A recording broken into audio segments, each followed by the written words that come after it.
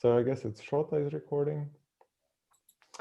Hi, welcome everyone. Let's get started, and thank you very much for joining. On behalf of the CERN Theory Department, I would like to welcome everyone to the CERN Winter School. And this year we're doing it online, and we have an amazing list of speakers.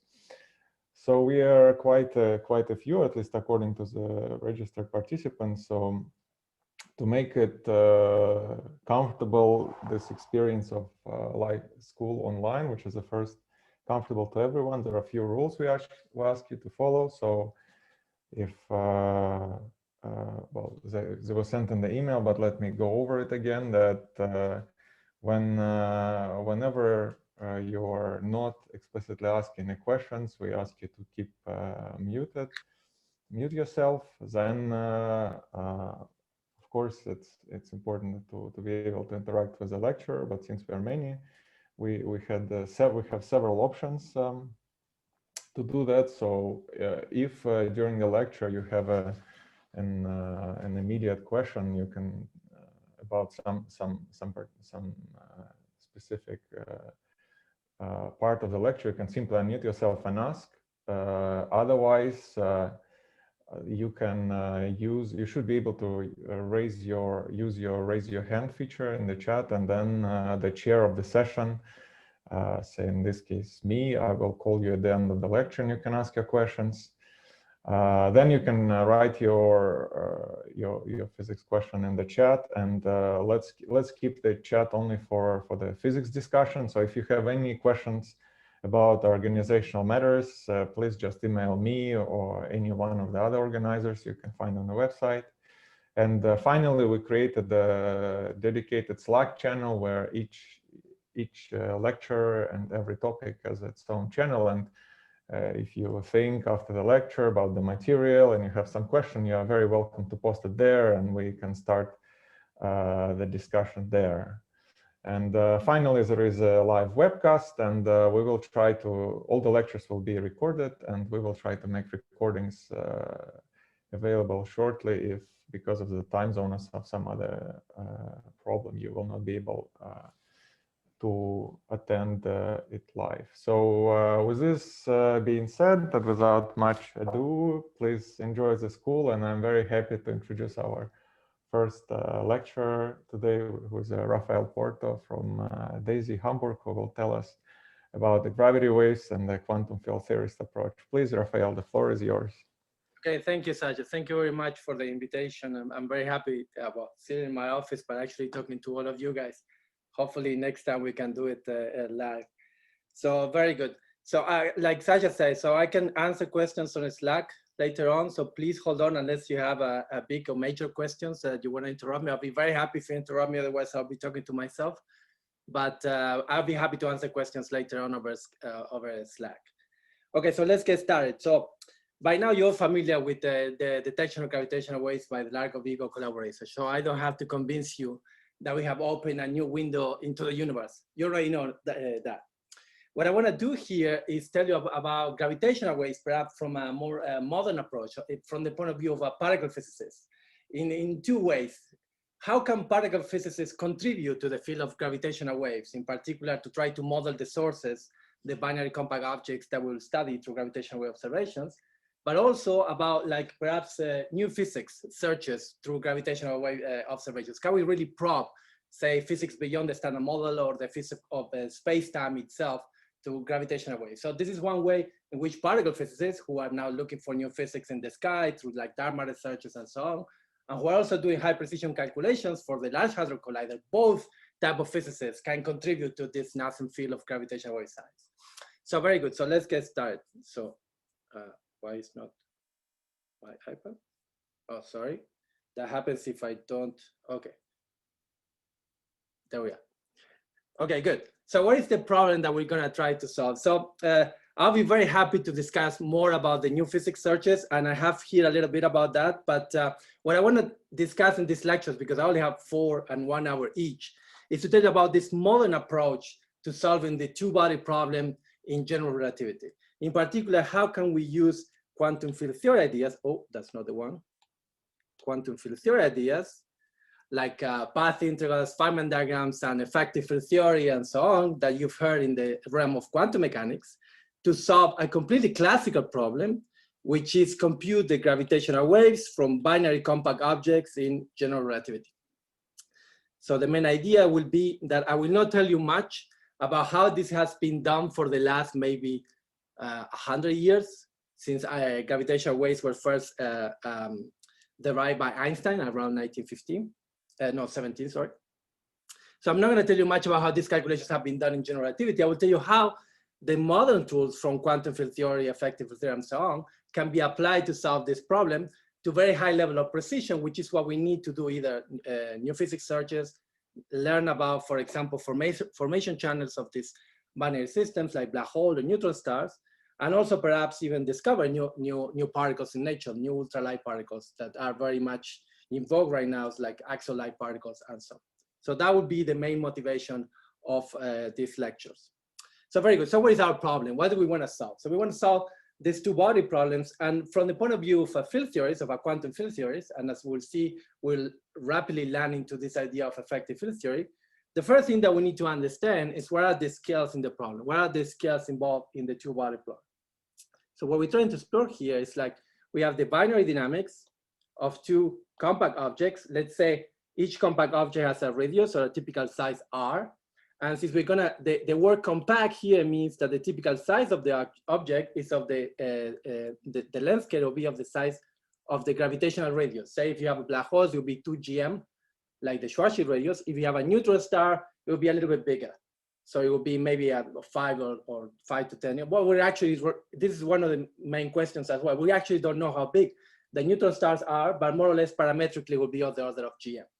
So that's the first scale. This is going to be from the point of view of a particle physicist. This will be our UV physics. All the physics inside the compact object is what is going to tell us some information about, for example, the equation state of neutron star. Something happened. Whether black holes are described by general relativity on short scales and so on. So this is going to be for us all our UV. Our UV will be the scale, this scale R, which is of the order of GM. Now we have two other scales in the problem. One is the separation R, a little r, which is the separation of the two compact objects in the binary. And since these guys are going around, they're emitting gravitational waves. And the length scale of the gravitational wave that I call here lambda is the third scale in the problem. So we have three distinct scales: the size of the object, the separation, and the gravitational waves emitted. Now we're going to study this problem analytically. Now, as you said, if you remember the detections, so if you remember the very first detection of gravitational waves by binary black holes, so the title of the paper was the detection of the coalescence of binary black holes in general relativity. Well, actually, it didn't say general relativity. So the detections of gravitational waves from the coalescence of binary black holes.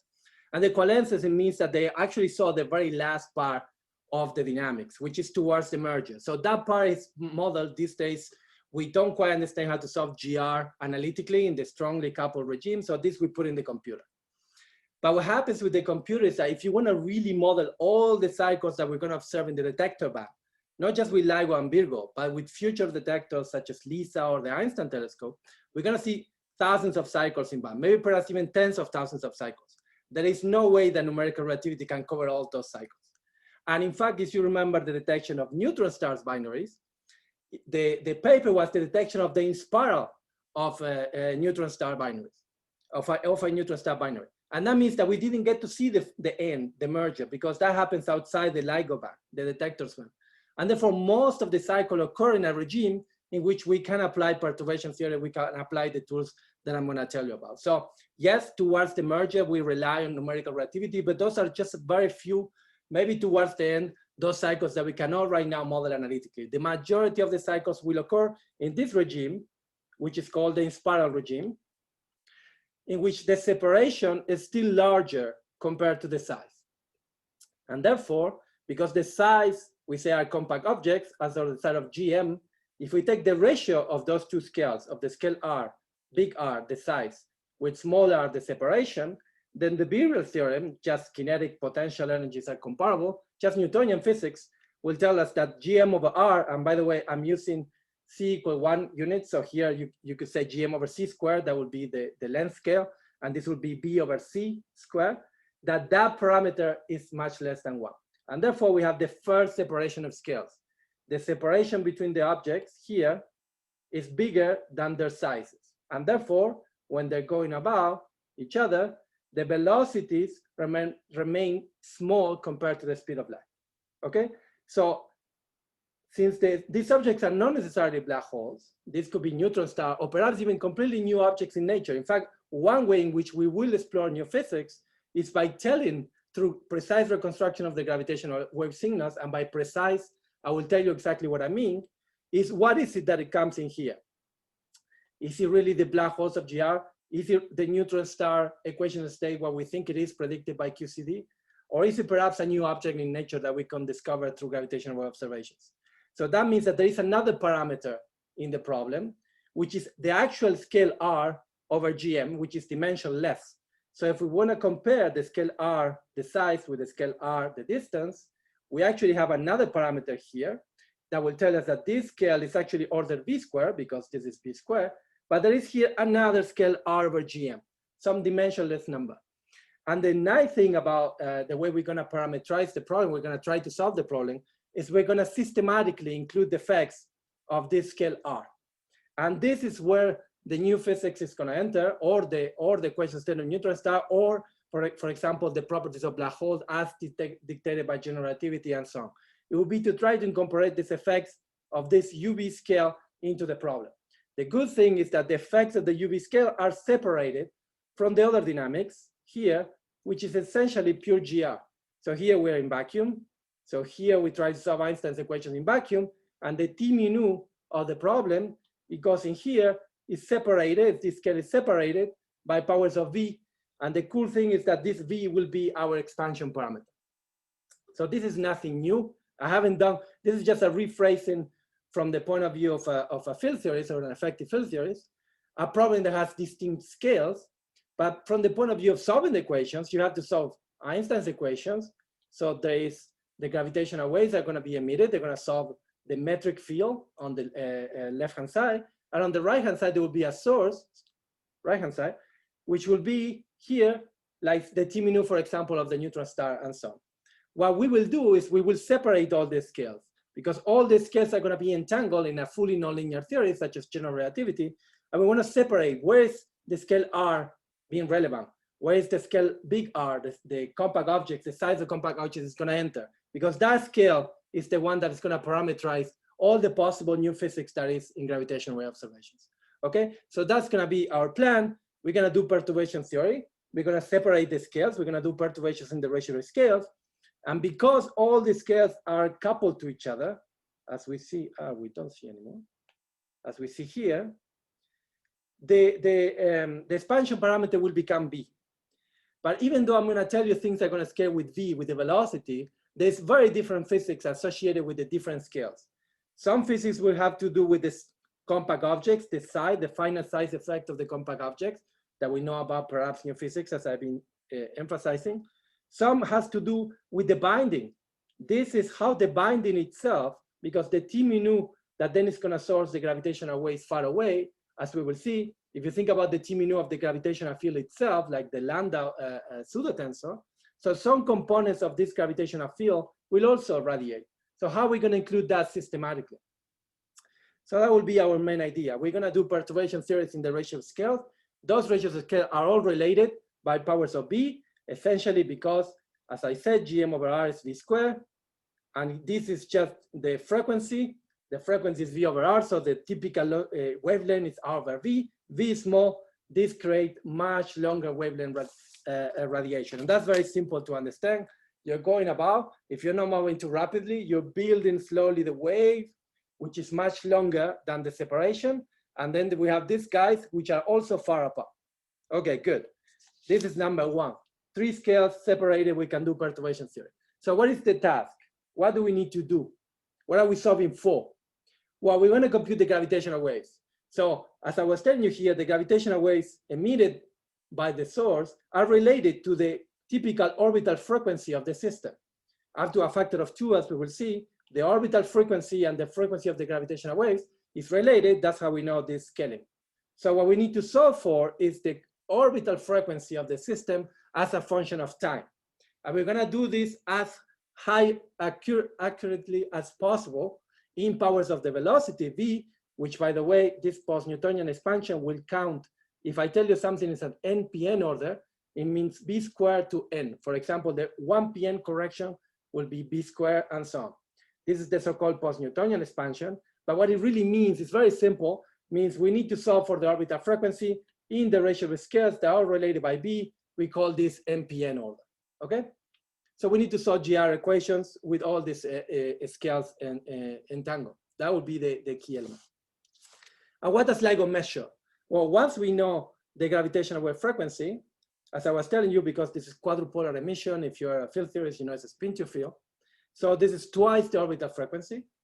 And therefore, you can relate the gravitational wave frequencies to the orbital frequency. And with this guy, you can compute the phase of the gravitational waves, which is what you track with the interferometer in the LIGO detector. And therefore, the phase will be an integral in time of the frequency up to certain time t. This t initial is the time which the wave enters the detector, and then it travels in the detector. And then you have seen, I should have made a picture here. You've seen, for example, the LIGO band, the wave comes and eventually merges. So we track this phase because the phase differences in the laser between the two arms that give an interference pattern is precisely correlated with the phase that enters in the gravitational waves, because that's stretching the arms and expanding and stretching and contracting the arms in the interferometer. I'm assuming that some of you have already seen at least a colloquium about how these gravitational waves work, because otherwise I would spend just the lectures telling you about how this works. This is one of the most amazing experiments in the history of humankind. We can see, okay, don't get me started because otherwise I go too far. But this is amazing. We can see like 1,000 of the size of a proton, okay? Now think about how you do that, because if you were putting a rod and trying to measure this, obviously you fail. But what is the rod? The rod is a static thing, right? It will be a very low frequency measurement. So we are not doing that. We are having a frequency band in which you can actually see these displacements, these very minute displacements. And we can discuss maybe this in the Slack because it's actually pretty interesting. Anyway, so we want to measure the phase. So it's the integral of the frequency. We want to solve for the frequency. Now, we can do this directly. We can actually go ahead and solve instantaneously what the value of the orbital frequency is as the gravitational waves are emitted. But we're going to do something clever. We're going to use an adiabatic expansion. What does that mean? Because the gravitational waves emitted are changing the frequency very small in one period, this parameter, this adiabatic parameter remains small. We're going to separate the problem in two parts. We're going to compute first a conservative part, which is we're going to assume that there is no flux of gravitational waves. We're going to assume that the system is conservative, it's moving perpetually at a given frequency. And we're going to compute what is the binding energy. And now this is full GR. So the binding energy will be computed not only from the energy of the masses, the kinetic parts, there will be a lot of potential energy, binding energy. And that binding energy we're going to compute to high orders in B in the post-Newtonian expansion. And we will see which scales will enter in that calculation of the conservative binding energy. The other calculation that we're going to do, we're going to separate it and call it dissipative. And we're going to compute a flux. And so what are we going to do? We're going to compute the change in energy in time over one period. So we're going to average over one period. And we're going to calculate that, as you probably already have seen, in terms of some multiple expansion. But we're going to do the field theorist kind of multiple expansion, in which we're going to essentially derive a formula for the flux in terms of derivatives of some multiples. And the key element about this separation, this adiabatic expansion, is that when you have to move to radiate. You know this from E&M as well, you accelerate. How do you compute that acceleration? In fact, there is radiation reaction as well. So if you want to do it systematically, you need to solve instantaneously what the field is and put it back and so on.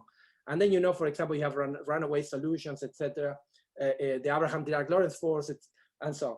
But we're not going to do that because that's very complicated, even though we can do it. And in fact, if you want to know how to do it, ask me later because it's actually pretty cool. And I put here a note about how we do this directly. And it has to do with following the field and then doing something called the in-in formalism. So you can ask me later.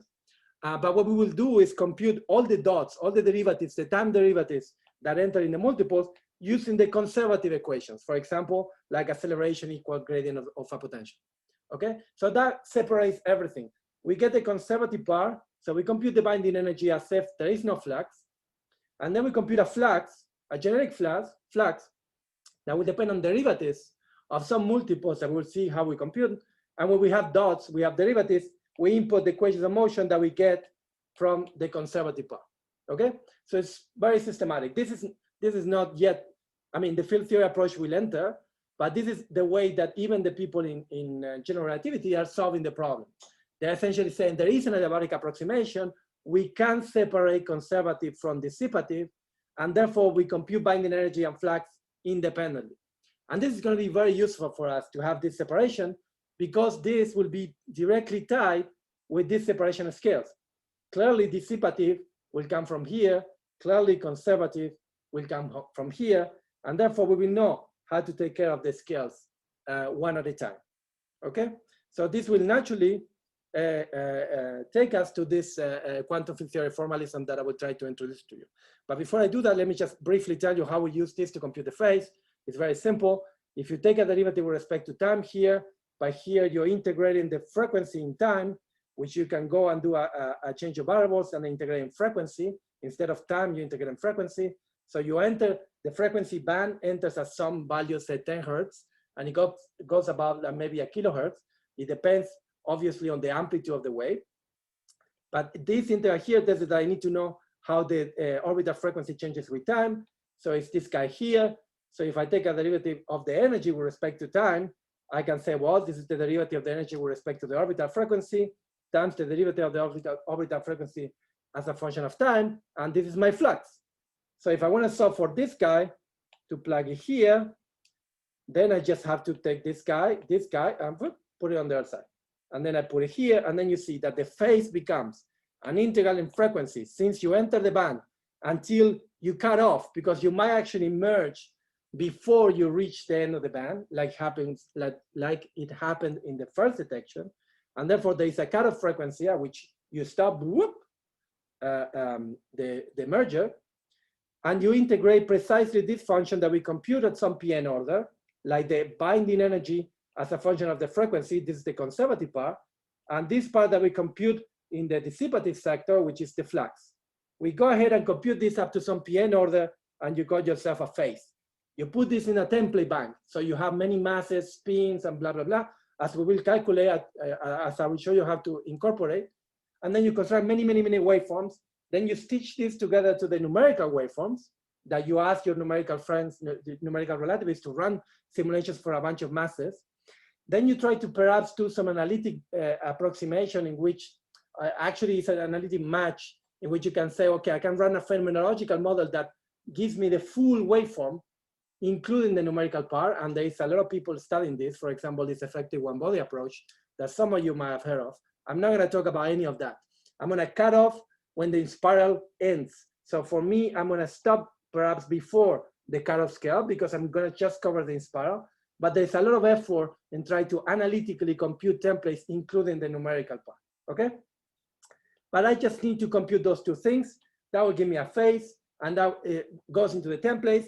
Then you do all this match filtering and try to get the signal and try to have some product, some inner product between the signal and the template. And then you try to see there is a signal to noise ratio. You have cutoffs about what you'd say is noise or detection and so on. That's the data analysis. We will not talk about that. We will just talk about how we can compute these ingredients that enter in the phase that goes into the templates from using tools from particle physics, from the QFT point of view. Okay? And this is going to be our plan. And now I'll ask if you guys have any questions about the plan, but probably I should continue and then you ask questions.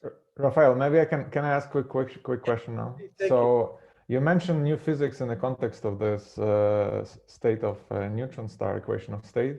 So, but what about corrections to Einstein theory, some higher derivative term in the effective field theory? Very good. Excellent. Excellent. So here I put new physics in quotation marks, because we think that we understand QCD, so this wouldn't be a really new physics, but since we don't know the equation of state of a neutron star, it will be new. In some sense, we will understand about QCD and the unique conditions. Now, the question that Sasha asked is an excellent question. So if we talk about black holes in GR, right? In fact, this guy here will be 0, okay? So what is it that I'm telling you is the scale R? What physics goes in here? Can you prove, for example, Einstein's equations themselves? So I'm gonna make an assumption. I'm gonna assume that on the scale little r and on the scale lambda, GR is correct. And if there is, sorry, any modification of GR will be on short scales at the scale big R, okay? I can also modify GR at the scale R. I'm not gonna do it, but you can also do it. Now you can do it in 2 different ways, and I'll tell you at the very end, because that depends, for example, at which scale the modification of GR enters. And this is something that, for example, Sasha also studied. If you go to the bulk action, Einstein-Hilbert action, and you start adding higher dimensional curvature terms to Einstein's equations, that could modify the physics of GR on the little scale R. I'm not gonna do that. I'm gonna assume that it's a standard GR. This part will come from Einstein-Hilbert. But there could be something like that, but it will be hidden inside this part, in what I will call T mu, because my T mu will also include geometrical degrees of freedom, as you will see. So if you had a black hole, and if you write G mu equal to 0, I can always say, well, let's split my modes, as we will see later, modes which are long compared to R and short compared to R, and put all the short modes of the metric field on the other side as a T mu. And that's what I'm gonna probe now as my new scale R. And then you'll see, and I will show this explicitly, how we can probe precisely the properties of black holes in general relativity by precisely parameterizing the physics of the scale R for black holes in Einstein gravity, or perhaps from black holes in modified theories, but modified theories only at the scale smaller. Does that make sense? So our task will be then to solve for the flux and the binding energy, assuming that Einstein's equations are correct on long distance scales, and assuming that all the new physics will be on short scales, like below 10 kilometers, which is from the particle physics point of view is a good assumption, okay? So good. Now, even in the post-Newtonian regime, even when we are doing perturbation theory in general relativity, this problem is extremely hard. And the reason it's very hard is because all the scales are entangled with each other. So the scale R is also, for example, I'm gonna get a little bit ahead of myself, but the object on a scale R could deform itself because the other guy is making a ring, and therefore it can emit gravitational waves themselves. And there will be a frequency associated with that perturbation. And we have to parameterize that in the physics that we see at very long distances. Now the quadruple moment of the whole binary is also changing with time, and it's emitting gravitational waves. And the binding energy of the binary is also contribute to the multiples that are also coupled to the long distance gravitational field. We also need to include that. And then the gravitational waves themselves, they move in the geometry of the binary, which is also curved. And we also need to take care of that. So the idea of using quantum field theory techniques, in particular effective field theory tools, is that we want to disentangle the physics at all different scales so we can solve one problem at a time. We can compute each thing that we need in the conservative sector and in the dissipative sector without worrying about the complication of other scales, because we know how to parameterize their influence in a perturbative expansion, which ultimately will be a derivative expansion, as you expect, a multiple expansion, but as a power of the velocity. So what effective field theory will be educated dimensional analysis, educated multiple expansions, with some caveats, with some flavor that we need to add to the usual thing of multiple expansion. But that's what the effective field theorists will do, what the field theorists will do. We will separate the scales, we will understand how to parameterize each one at a time. Therefore, we're gonna use that information to compute binding energy, to compute the flux, okay? Very good. So let's go back to the scales. This is something that, as a particle physicist, it is one of the key things about understanding a problem, right? So what do we see here? What did we learn when we saw this problem? The first thing that we learned is that we had 3 scales: the size of the compact object, the binary means there's a scale little r, and gravitational waves means the scale lambda. They're separated. So once we see separation of scales, I can do a perturbative expansion in which I know the influence of these scales on the physics at the next scale, which can be parameterized in powers of the UV over the IR scale to any order that you want. The same between those two, the same between those two. It so happens that will come out to be B. But if it wasn't B, if it was a completely different system, we could still do it. And in fact, what I'm gonna describe for you is completely generic.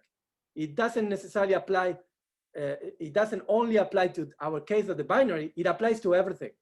And that's very useful because in fact, we have applied this to everything, including cosmology, which if I had time, I could also tell you about.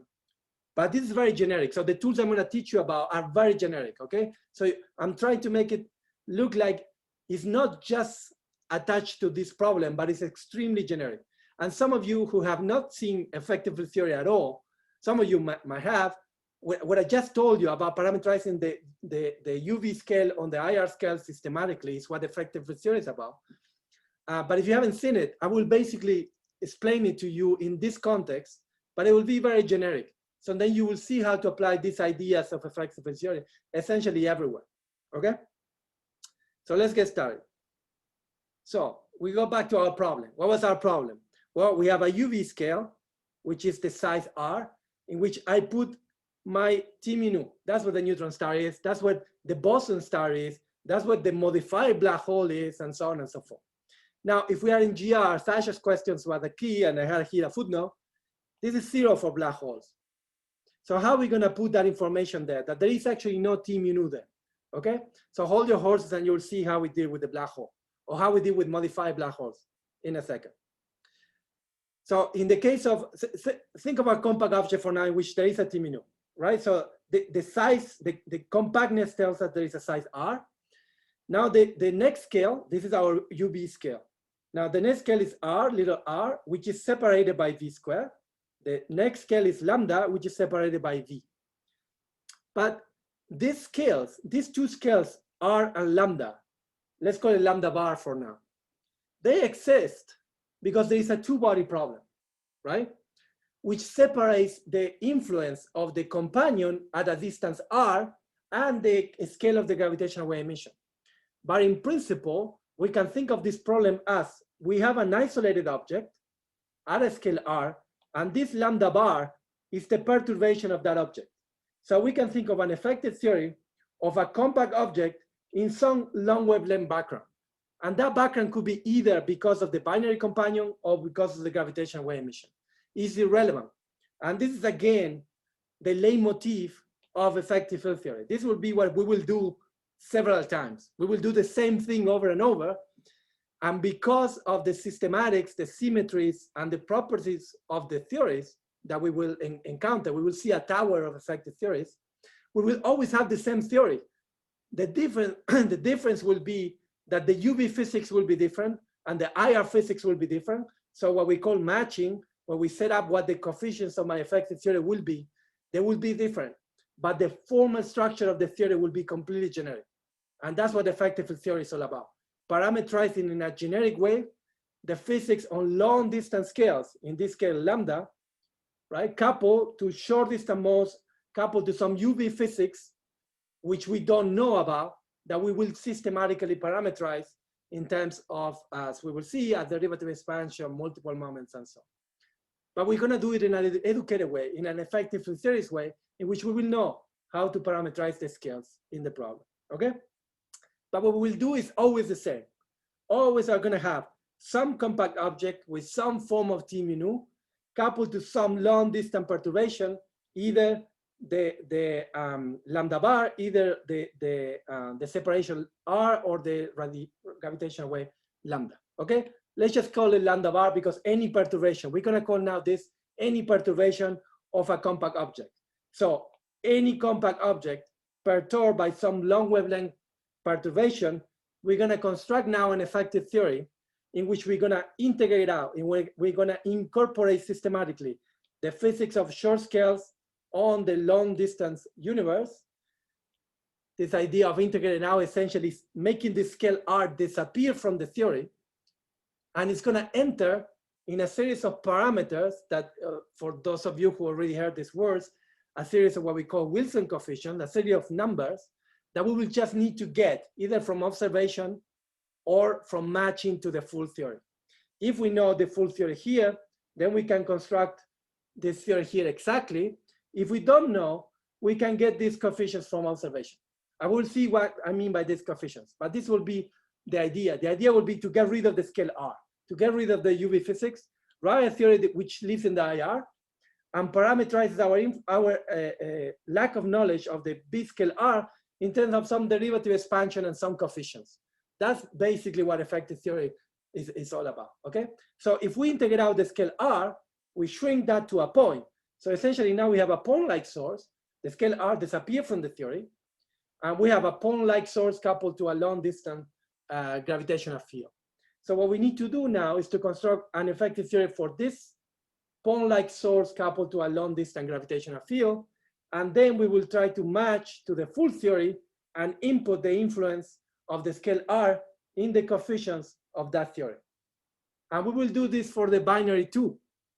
We will do this for the black hole. We will do this for the neutron star. We will do this for any compact object. And then we're going to put two of those guys together. And then it will become something like this again, in which it will be an object living now here. Maybe I can just write. It will be an object, a compact object here now. This will be now the compact object. And now this scale will become lambda. And now we will do exactly the same. And this will also become the binary. It will be exactly the same theory. On long distance scales of the radiation, the whole binary will also look like a point. So we're gonna first integrate out, the scale big R and compute and obtain an effective theory in which this guy now is either of them, the scale R of the separation or the scale lambda of the radiation. Then we're going to integrate out the scale little r. Then this scale will become our new UV physics. And we're going to also do exactly the same again and write again the same theory. We're going to do it systematically. So since I will show you how the theory looks like, all we need to do after we construct the generic theory is do the matching. What we call matching is how do we input that information from the short distance UV scale, which for the boundary will include also the binding energy, into the long distance theory, which now has the binary as a point-like source radiating. Okay? Very systematic. We're going to do this twice. Actually, we could do more, but we don't have time. Okay? So that's going to be our leitmotif. We're going to have some compact object, either the black hole, the neutron star, or some new physics, coupled to some long distance fields. And then we're going to have the binary as our compact object, coupled to a long distance field. In both cases, we're going to write a wall line theory, that will describe either the compact object or the binary in a derivative expansion of a point-like source coupled to a long distance field. And this might sound fancy, but we do this all the time. This is called the so-called spherical cow approximation, okay? We're gonna do a little bit more. We're gonna put a quadruple on the cow, but this is what it is, okay? What we're just gonna do is systematically, we're gonna put a quadruple on the cow, and we're gonna include all the binding energy of the cow as well. But this is all we're gonna do. And the cow is gonna also like wiggle a little and radiate, and we're gonna compute that as well, okay? So we're gonna systematize. Elena, you have a question? Maybe not. I think it was a test. I see. We're going to systematize the spherical cow approximation in general relativity, okay? That's all it's going to be. It's going to be super simple.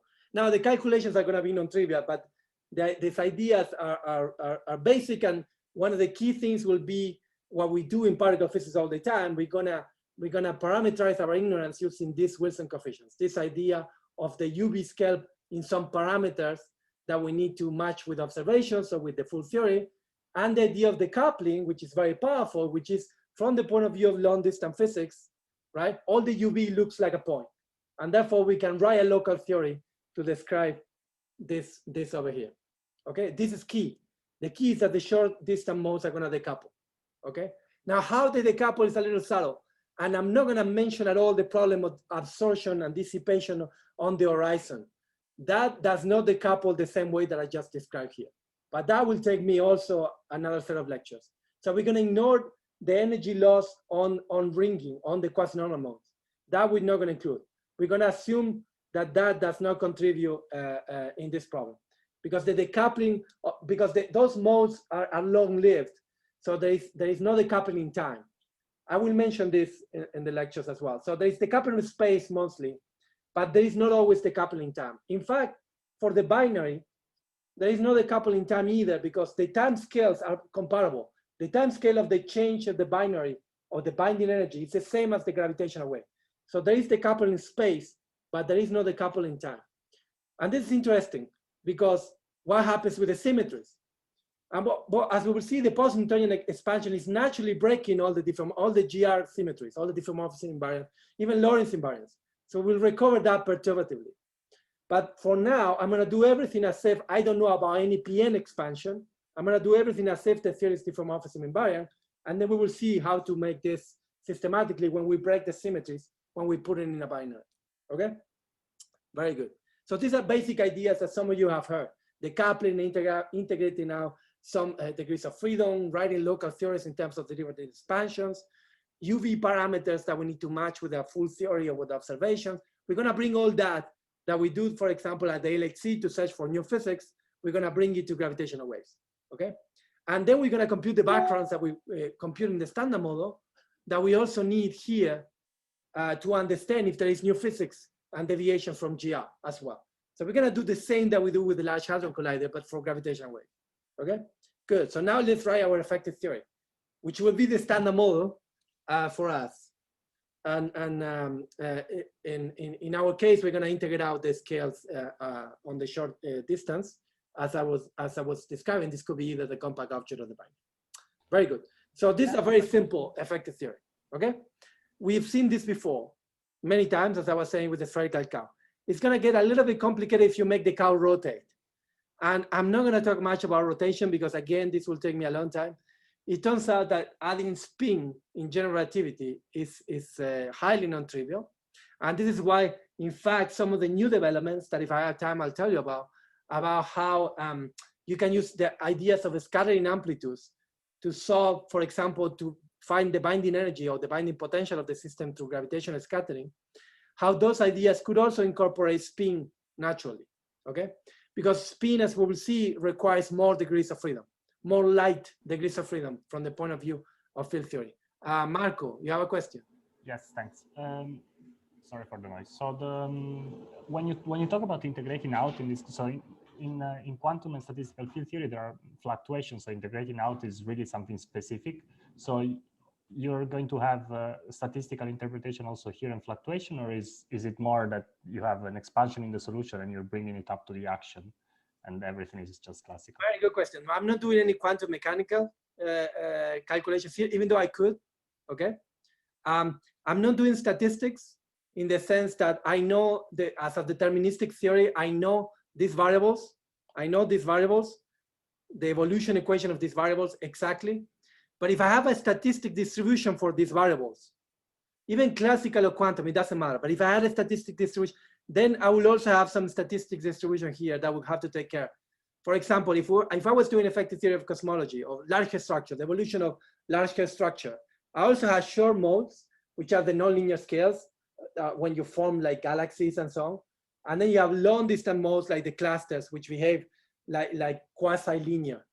And then I don't have an exact description of the density perturbations in the universe. I have a statistical description of the density perturbations. And therefore, I could also introduce a statistical way to understand them, to describe the fields statistically, okay? And integrate out, in that case, a statistic field. There are some 2-point functions on short scales that look like if you had a propagator for those scales. And that you integrate out these fields, and you look at the input or the imprint of that on the long distance universe, because then you can learn, for example, how to solve for the dynamics of large scale structure towards nonlinear scales, include more modes, and maybe do more data analysis that can teach you, for example, about the early universe and perhaps inflation, okay? We can do all this And in fact, it has been done, and it's called the effective zero large-scale structure. I'm doing here classically, which means these fields are deterministic. I know the equations exactly, and I'm doing exactly what I just said. I'm gonna solve the equation of motion as a function of the degrees of freedom here, and I'm gonna plug it back into the action. So that's what integrating now in this context means. But since I can do field theory approach, field theory techniques, I can do this as a path integral in a so-called 3-level saddle point approximation, and it will be exactly doing that. But that's a beautiful, a very, very good question, which is, there is no quantum mechanical fluctuation here. There are no classical statistic fluctuations either. This is just solving for those degrees of freedom. I'm essentially inputting this back into the action. But we're doing this systematically, and that's what this approach is gonna do for us. Does that make sense? Thanks. I take that as a yes. Yes, yes. So let's construct our theory. So we have, we can get a lot of, we can get very fancy here. I'm not gonna do it. And in fact, there are some papers that I can also mention in Slack where people actually did it this way, the fancy way. I'm gonna do it the poor man's way, okay? Because I'm not that smart. So I'm gonna do it the way I understand it. But you can do it in the following way. You can study, because you have full diffeomorphism invariance to start with, right? And you're gonna put this guy somewhere. So there's gonna be this compact object somewhere. So you're gonna break translations and rotations. So if you think about it in the language of custom bosons, actually I think I wrote this here. Yeah. If you think about it in the language of custom bosons, you're breaking translations and rotations. You're gonna introduce some light degrees of freedom, which have to do with translations, and this will be the position of the center of mass. And they have to do with rotations, with the angular momentum, the breaking. That will be this tetrad field, this Firbein field, which will be light. You see, the center of mass is light in the sense that it moves in the long distance background, right? But doesn't have like high energy modes of the, like all the particles. We integrate now all the light particles, the heavy particles, which are the motions on short scales, and we keep the light field or the long distance fields, which is the motion of the body, which is the center of mass, if you want, the motion of the body as a whole. And the same will happen with the rotation. But you can do this with these coset constructions and also write the action for this coset field, for these light fields, as if they were the custom bosons of the breakings of translations and rotation. That's just fancy words to write exactly the same thing, okay? But for me, it was the following, and this actually was my PhD thesis. We have the position of the center of mass of the object, if you want, or you can choose any word line, any point of the object if you want. It doesn't have to be the center of mass, but I mean, historically, it's often convenient to choose the center of mass. It becomes also a center of rotation, and as you will see, there is something going on with spin that I don't have time to explain, which is also is parallel with these new developments of trying to understand scattering amplitudes from a model point of view. We think that now a lot of people have actually understood that you want to describe the physics in terms of the gauge invariant observables, the degrees of freedom that we actually observe, like the photon with 2 polarization. But if we write the local Lagrangian, we need the 4A mu vector. But then we have gauge redundancies. We have a Gauss's law, we have a gauge fixing, and we're going down to 2. But to write this local theory, we need the A mu, the full A mu, and then we introduce constraints. Well, the same is going to happen here with the spin, exactly the same thing. We want to rotate, and we have the angular momentum, so we have just 3. So we have a spin vector. We just have the 3 angles. But we have a full E mu tetrad field, if you want. If we have a S mu nu angular momentum tensor, right? So we have 6, and we're going to go down to 3. We need to input 3 constraints. And this is the way I did it. Now you can do it a little bit fancier, but you have to, if you want to write a local Lagrangian, which is what I will do, you have to introduce more degrees of freedom that you need, and then you get a constraint system, okay? So it will be a little bit tricky to do it from this point of view, but it's completely fine. There is no issue, obviously. It just means that you have to keep track of the fact that you have a constraint system. So since I don't want to enter in these complications, I'm not going to tell you much about spin in these lectures, but please ask me if you want, because A, you can do some coset construction. B, you can perhaps do it through scattering amplitudes. And this is something that now, even from this point of view, we are also exploring more recently. And I'll be happy, and if I have time, and I just realized I won't, I was planning the last lecture to tell you a little bit about the cutting edge state of the art that I might do in any case. So we'll see how it goes over Slack, how we progress. Anyway, so how do we construct the action? What are the light fields? We have the position of the center of mass, and then we have essentially a frame that rotates with the body. And it's convenient to parameterize that frame. This big I is 0, 1, 2, 3, right? This mu is a space-time index. But you don't need to get very confused. What this guy does is that if you go to a free-falling frame, if we were in special relativity, it would be the same. You just wouldn't use this guy, this local frame. You would just write this guy, and this would be just an element of the Lorentz group. To write it as an element of the Lorentz group, we have to go to a locally flat frame because we are in GR. But that's what it means.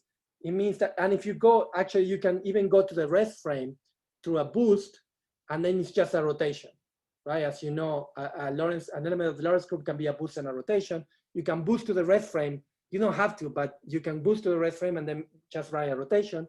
So those are the degrees of freedom that describe spin. The position are the degrees of freedom that describe the center of mass. Those are our light fields in our effective theory, okay? I'm not gonna talk about this, unfortunately, because it's actually quite pretty, and it was my thesis, and we computed new things through this way, but I'm not gonna do it because it would take me forever, okay? So I'm not gonna talk about spin, but please ask me later. So now that we have our light fields, now that we know we're gonna construct a local wall line effective theory to describe the compact object, which, by the way, if we are thinking about field theory, it's a 0+1 theory, right? Because you just have time. These fields are 4 time-dependent fields. And in fact, this statement, which I'm not gonna use explicitly, we can also use to construct a field theory in which we can also describe these X variables as fields as part of the path integral. And which means try to solve and plug back into the action, also treating these fields as fluctuating as the question that was asked before, but in the saddle point, meaning in the classical approximation. And in fact, this has been worked out recently as well, and it might make some calculations more systematic. I'm not gonna mention it here, but it's also a possibility. I'm not gonna do that because actually the classical equations of motion derive from Euler-Lagrange equations, and I find Euler-Lagrange equations very useful, rather than trying to reconstruct that solution perturbatively in terms of the green functions of this field. If you don't understand what I just talked about, ignore it. I'm just telling you there are many ways in which we can continue from here. This is just one way I'm gonna tell you about, okay? So there's a lot of development here. I'm gonna tell you the simplest way so we don't make it very complicated. So we need to write this theory as a 0+1 field theory of the position of this compact object. I'm not gonna talk about rotation. So we're gonna construct an action. And this we do all the time, right? We write an action, we have some degrees of freedom. What are the symmetries of the problem? Well, what are my variables? As I just said, my light fields will be the positions, the velocities, the rotation that I'm not gonna include, the long distance metric. And this goes into Sasha's question. I'm only gonna include this guy here, just G mu nu long, okay? There is here also, you see why I wrote my lectures, right? There is also G mu nu short. Short in the sense of the scale R. That is only here, inside. We are integrating out that scale. So everything that is now metric degrees of freedom, which is not long distance. So if we separate the modes of the gravitational field into short and long, everything that is short will be now on these coefficients. It will not be here in the metric. It will not be in the bulk. It will be parameterized as local operators, which is what we do in field theory all the time. Even the metric degrees of freedom. So this is going to be something very different from what we used to when we try to find, for example, the field far away from a black hole. You solve Einstein's equations in vacuum, you obtain the metric, you look far away, you get the M over R. We're not going to do it that way because we're integrating out the short distance metric gravitational degrees of freedom. So as you see here, we're going to have a source term for the long distance modes, which will be like an asymptotic expansion, right? So it will be like a matching between short distance and long distance as well. We're going to do that matching in a second, but we're going to have just the long distance metric degrees of freedom. Everything else that is short distance, all UV degrees of freedom, including the metric, including all the particles inside the neutron star, all the QCD fields, everything, which will be impossible to solve analytically exactly if we were going to dig inside the neutron star, we would all be here in a bunch of numbers, okay? And by extracting these numbers, we're going to learn about what is this what are these guys made of, okay? So what are the symmetries? We're going to construct the effective action. What are the symmetries? We have diffeomorphism invariance for the long distance universe. This goes into Sasha's question. I'm not assuming anything on metric degrees of freedoms on a scale below 10 kilometers. Above or below, depends in energy or distance, right? It's a shorter distances. Long distances, I'm gonna assume that this guy here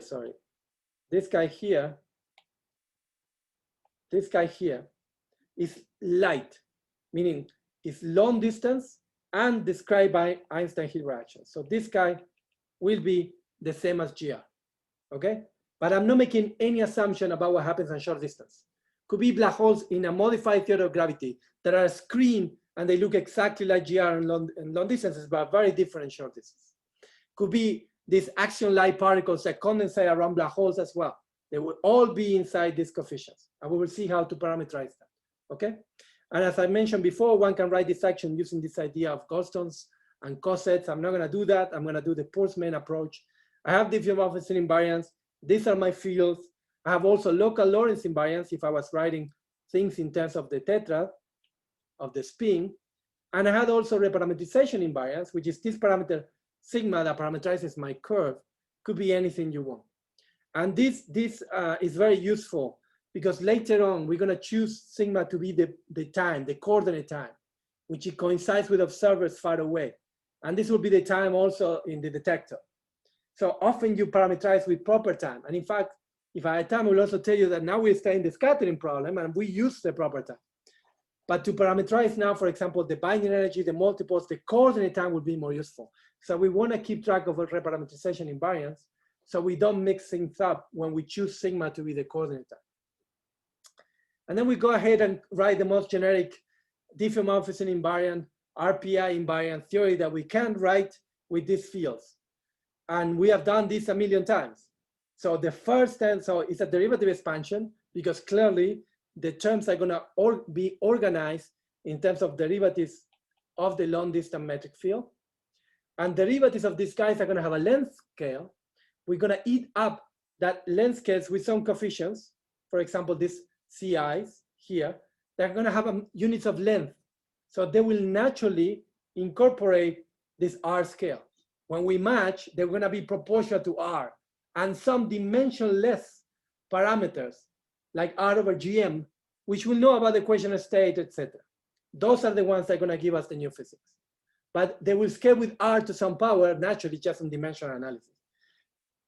In fact, the first term we know, which is the mass, in fact, when I say they scale with R, I'm cheating a little bit because there's G Newton involved as well. So here, actually, it wanted to be a length scale, it will be GM, but there's a 1 over G, so it becomes M. So here, it won't be always R to some power. There will also be an M in front, and then you will need a G. So be R to some power divided by G.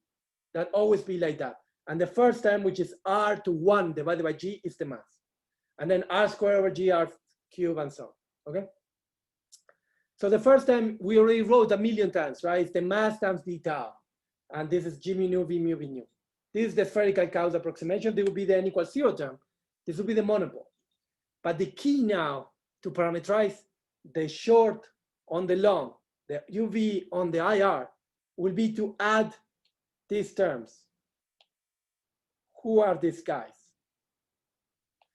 Who corrects the spherical Cow approximation? How or what corrects the spherical Cow approximation?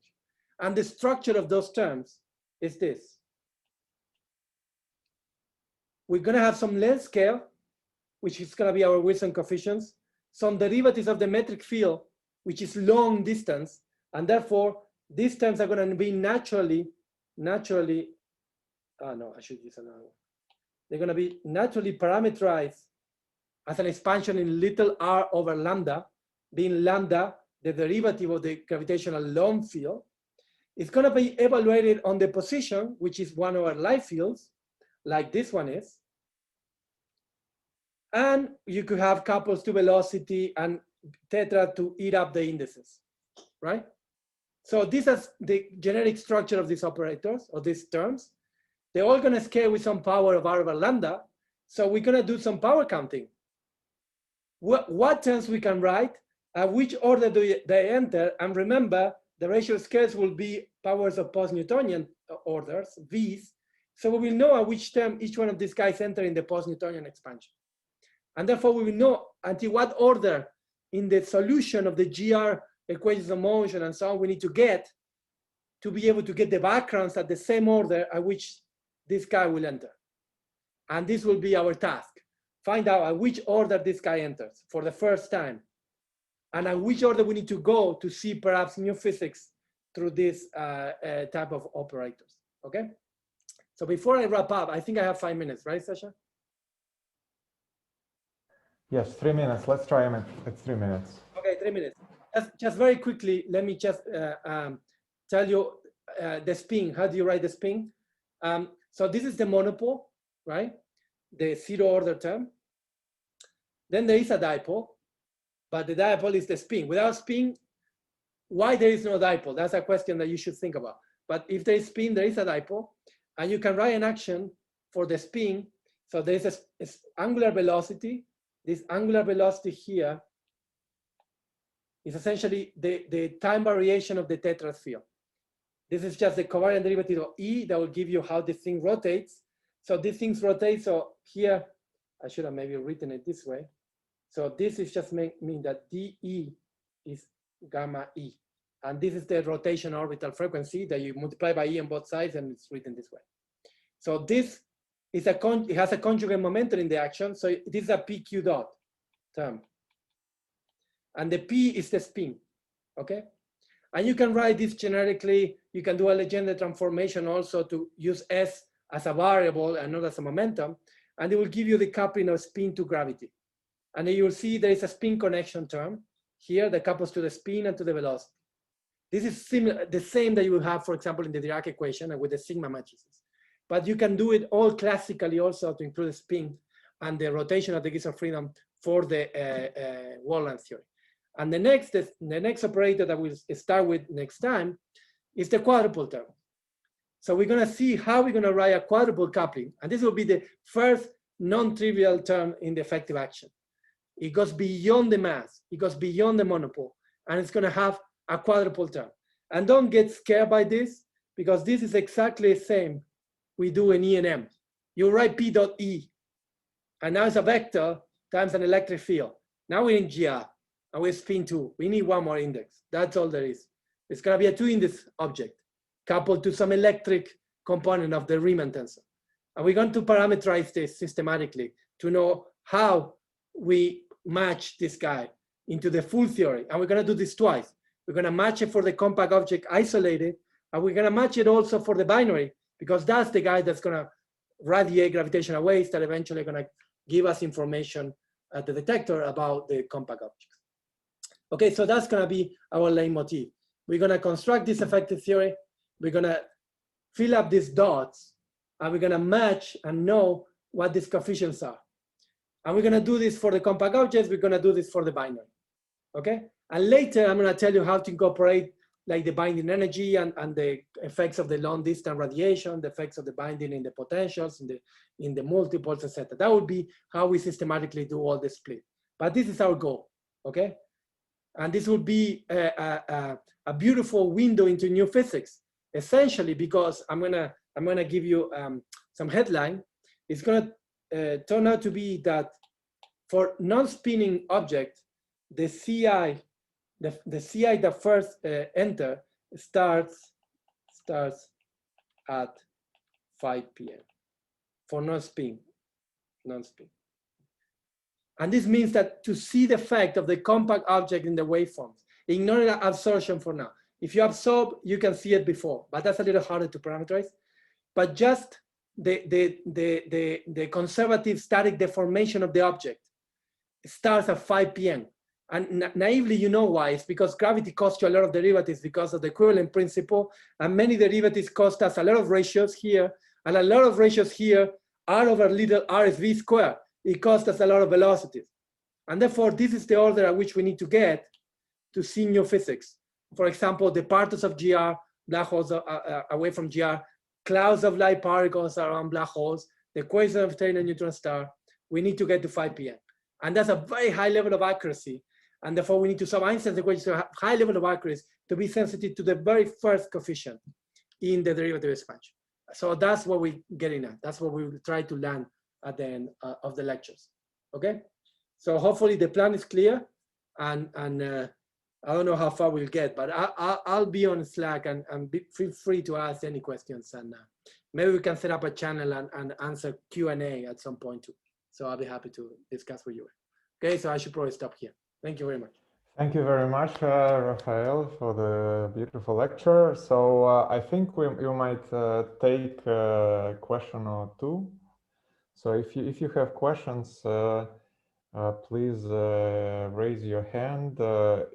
If you don't know where it is, in the menu you see reactions, and then if you open it, there is raise hand.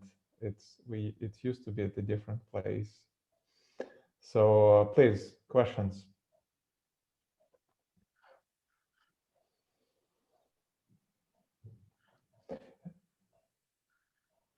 I don't see any raised hands, so maybe either it was crystal clear or way too difficult. Well, I think people might spend some time. By the way, do you plan to post your notes on Slack? Maybe it would be useful. I wasn't sure how far I was gonna get, so I'm gonna post. Yeah, yeah, that sounds good. So then I suggest that we thank Raphael again, and you can maybe unshare your screen so that we can move to